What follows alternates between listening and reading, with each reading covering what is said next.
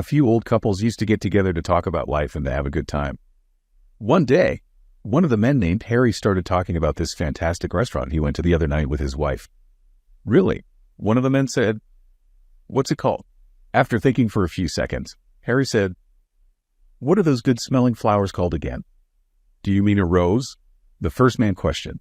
"Yes, that's it," he exclaimed. Looking over at his wife, he said, "Rose, what's that restaurant we went to the other night?" An Illinois man left the snow-filled streets of Chicago for a vacation in Florida. His wife was on a business trip and was planning to meet him there the next day. When he reached his hotel, he decided to send his wife a quick email.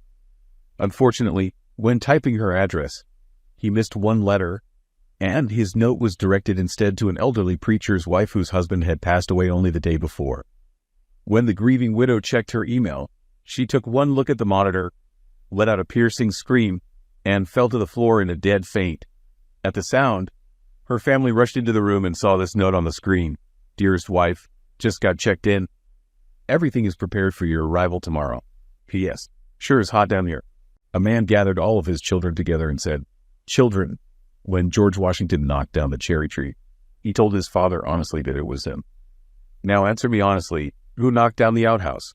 Finally, the youngest son admitted it was him, at which he received a lashing he wouldn't soon forget. "That's not fair," complained the son.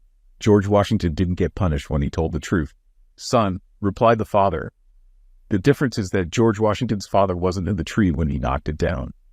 A lady was walking down the street when she was approached by a lady beggar asking for money. The lady took a $20 bill out of her purse and asked, "If I give you this money, will you spend it on chocolate?" "Don't be ridiculous," the beggar replied. "Does it look like I have nothing better to spend money on?" "How about shopping?" she asked. "No," the beggar said. "Don't you understand? I need money just to stay alive." "Will you spend it on your hair?" the lady asked. Annoyed, the beggar replied, "No, I just need money for food and shelter."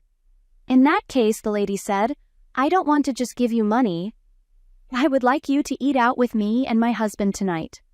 "Why?" the beggar asked. "Well," the lady said, "I think it's important for him to see what a lady looks like after she gives up chocolate, shopping, and hair appointments." Marvin was in the hospital on his deathbed. The family called Marvin's preacher to be with him in his final moments. As the preacher stood by the bed, Marvin's condition seemed to deteriorate, and Marvin motioned for someone to quickly pass him a pen and paper. The preacher quickly got a pen and paper and lovingly handed it to Marvin. But before he had a chance to read the note, Marvin died.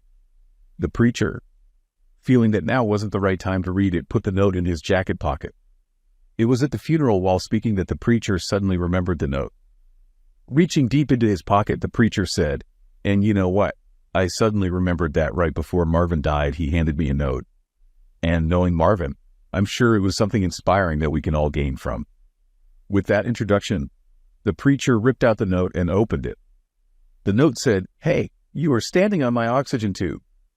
A drunk phoned the local police department to report that thieves had been in his car. They have stolen the dashboard, the steering wheel, the brake pedal, even the accelerator, he cried out. However, before the police investigation could start, the phone rang a second time, and the same voice came over the line. "Never mind," the drunk said with a hiccup. "I got in the back seat by mistake." 3 men, a Frenchman, an Italian, and an American, were condemned to be executed. Their captors told them that they had the right to have a final meal before the execution. They asked the Frenchman what he wanted. "Give me some good French wine and French bread," he requested. So they gave it to him, he ate it, and then they executed him. Next, it was the Italian's turn. "Give me a big plate of pasta," said the Italian. So they brought it to him, he ate it, and then they executed him. Now it was the American's turn. "I want a big bowl of strawberries," said the American. "Strawberries! They aren't even in season. So I'll wait." A man died and went to the judgment. They told him, "Before you meet with God, I should tell you, we've looked over your life, and to be honest, you really didn't do anything particularly good or bad. We're not really sure what to do with you. Can you tell us anything you did that can help us make a decision?" The newly arrived soul thought for a moment and replied, "Yeah, Once I was driving along and came upon a person who was being harassed by a group of thugs. So I pulled over, got out a bat, and went up to the leader of the thugs. He was a big, muscular guy with a ring pierced through his lip.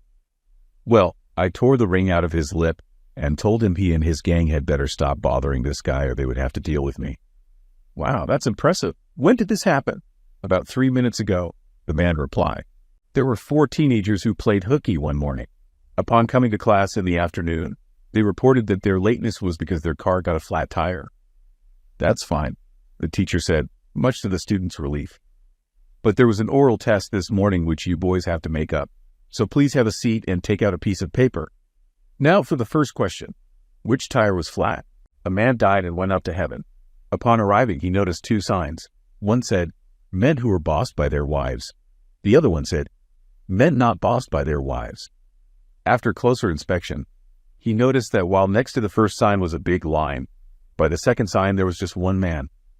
After getting even closer, he realized it was his friend Harry. Hey, Harry, the man questioned, what in the world are you doing here? Your wife bosses you around more than anybody. I don't know, Harry replied. My wife told me to stand here.